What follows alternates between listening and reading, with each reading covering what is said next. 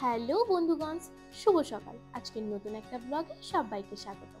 এখন বাজে সকাল 10টা 8 আর এদিকে অয়নের খাওয়া দাওয়া সব কমপ্লিট, আর এখন ওষুধ খাচ্ছে আর কাজ করছে। কিন্তু এদিকে কিন্তু আমার কিচ্ছু হয়নি, মানে আমি ব্রাশও করিনি, আর খাওয়া তো দূরে থাক। জানো তো, আগে না অয়ন ঘুম থেকে উঠতো 8:30 থেকে 9টার মধ্যে, আর আমি ঘুম থেকে উঠতাম ওই 7টার মধ্যে।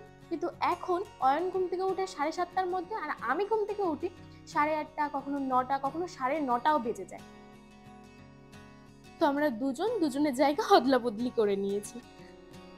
তো এই যে এখন আমি যে ভিডিও ক্লিপটা নিচ্ছি, সেটা দেখে অয়ন আমাকে বলছে যে আমি নাকি ঠিকঠাক ভিডিও করতেই জানি না। কিন্তু এই যে তোমরা ব্লগগুলো দেখছো, এই ব্লগের কিন্তু বেশিরভাগ ভিডিও ক্লিপ কিন্তু আমারই নেওয়া, এই জন্য একটু মুখও ভেঙে দিয়েছি। সকাল সকাল ভাত দিয়ে খাওয়ার জন্য কিন্তু মা একটা মাছের ঝোল করেছে, আর পাবদা মাছ ভাজা করে রেখেছে। কিন্তু আমার সকাল সকাল ঘুম থেকে উঠে ভাত খেতে একদমই ইচ্ছা করে না। ভাত খাওয়ার পরেই যেন আমার কেমন ঘুম ঘুম পায়। সেই জন্য মাকে বললাম যে মা, আমি রুটি খাবো, তুমি রুটি করে দাও। আর মা এই যে এত জল দিয়ে যে আটাটা মাখছে, তোমরা হয়তো ভাবছো যে এত জল দিয়ে আটা মাখলে কি করে রুটি করবে। মা কিন্তু নর্মাল রুটি করছে না, মা কিন্তু করছে গোলান রুটি। অনেকেই হয়তো এটাকে গোলা রুটিও বলো। এই রুটিটা আমার আবার খেতে খুব ভালো লাগে, আর খুব তাড়াতাড়ি রুটিটা বানানোও যায়। এই জন্য মাকে বললেই মা ঝটপট রুটিটা তৈরি করে দেয়। অনেকেই আছে যে এই রুটিটা বানাতে পারে, আবার অনেকেই আছে যে এই রুটিটা বানাতে পারে না। তো যারা যারা পারে না তাদেরকে বলছি, তোমরা ভিডিওটা দেখে রুটিটা বানানো শিখে নাও, তাহলে তোমরাও বাড়িতে এরকম রুটি বানিয়ে খেতে পারবে।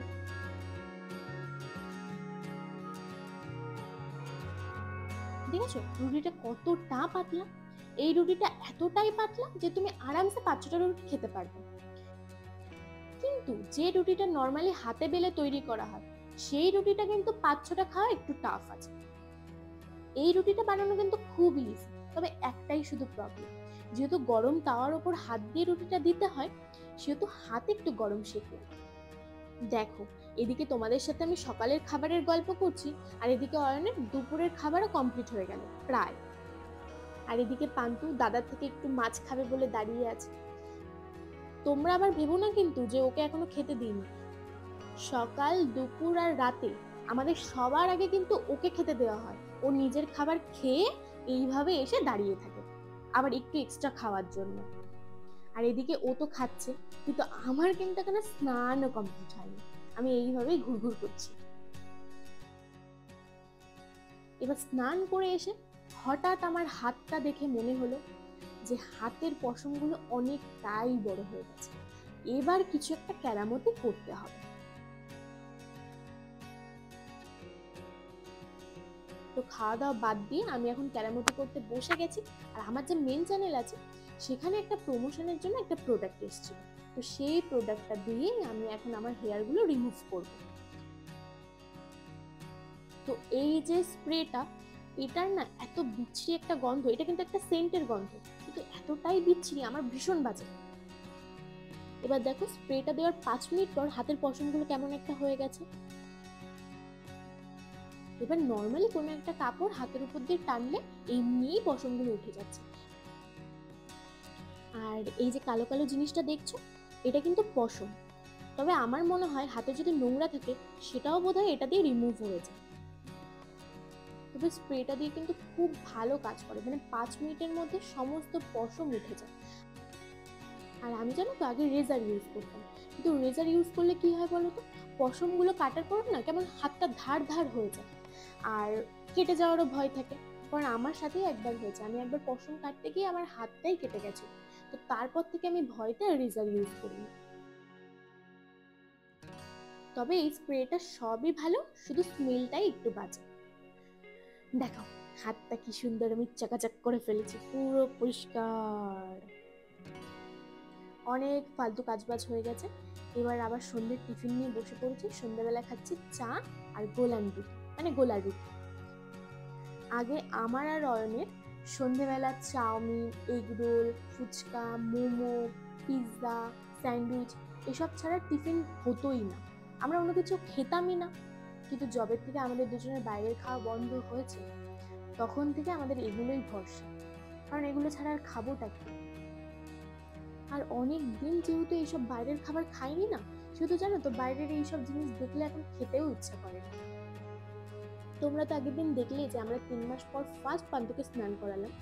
তো জানো তো যখন পান্তুকে এনেছি তখন কিন্তু পান্তুর কোনো পশমই উঠতো না, কিন্তু এই রিসেন্ট ওর দেখছি অনেক পশম উঠছে।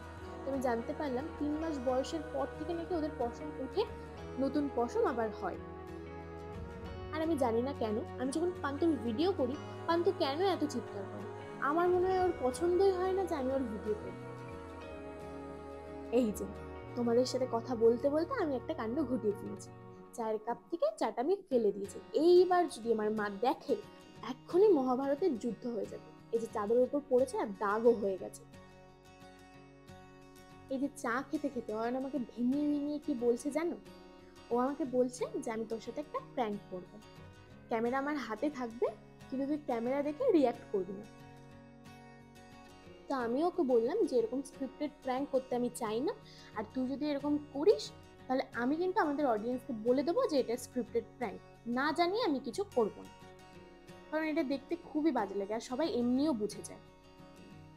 তো এখন আমরা আমাদের মেইন চ্যানেল যেটা মৌসুমী অয়ন, সেই চ্যানেলের বরফ ভিডিও শ্যুট করছি, ঠিক আছে? তো ওইখানে আমাদের বরফ ভিডিও এসেছিল হয়তো 4 মাস আগে লাস্ট ভিডিও এসেছিল। তো অনেকদিন ভিডিও ছাড়া হয় না, তো আবার বড় ভিডিও আসছে, এবার থেকে কিন্তু কন্টিনিউ হবে। তোমরা কিন্তু সবাই দেখবে আমাদের বড় ভিডিও, ঠিক আছে? আর তোমরা এই ভিডিওর কমেন্ট বক্সে বলবে যে নেক্সট টাইম ওই চ্যানেলের বড় ভিডিও কিসের ওপর তোমরা দেখতে চাও, মানে কোন বিষয়ের ওপর তোমরা দেখতে চাও। তো যে বিষয়ের ওপর বলবে আমরা চেষ্টা করব সেই বিষয়ের ওপর ভিডিও করার, ঠিক আছে? জানি না কেন অয়ন যখন থেকে আমাকে এই লুকে দেখেছে তখন থেকেই হেসে যাচ্ছে। আর এই যে দুটো বেনুনি দেখছো, এটা কিন্তু আমি করিনি, আমার মা করে দিয়েছে। শুট কমপ্লিট করার পর এখন আমি খেতে বসেছি, প্রায় খাওয়া কমপ্লিটও হয়ে গেছে। আর এখন কটা বাজে বলো তো? এখন বাজে হচ্ছে রাত 11:50। এই 11:50-এর সময় আমি এখন খেতে বসেছি। শুধু খাওয়া হয়ে গেলেই হয়ে যাবে না, এরপর আমাকে আবার ভিডিও পাঠাতে হবে, তারপরে আমি ঘুমাতে পারবো। আর অয়নের খাবার কিন্তু 9:30টার সময়ই খাওয়া হয়ে গেছে। তো আজকের মতো টাটা, দেখা হচ্ছে তোমাদের সাথে একটা পরবর্তী ব্লগে। সবাই ভালো থেকো কিন্তু।